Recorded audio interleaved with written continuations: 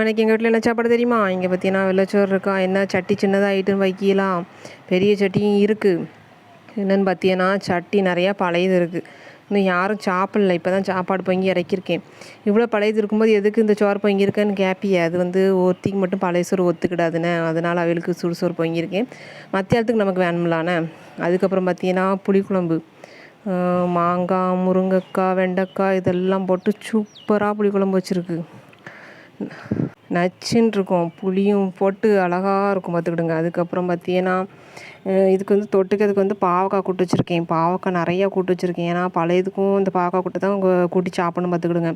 அதனால் நல்லா தேங்காய் ஜீரகம்லாம் வறுத்து போட்டு சூப்பராக வச்சுருக்கேன், நல்லாயிருக்கும். பழையது கொண்டான்னு இழுக்கும் பாவக்காய் கூட்டுக்கு, அப்படி இருக்கும்.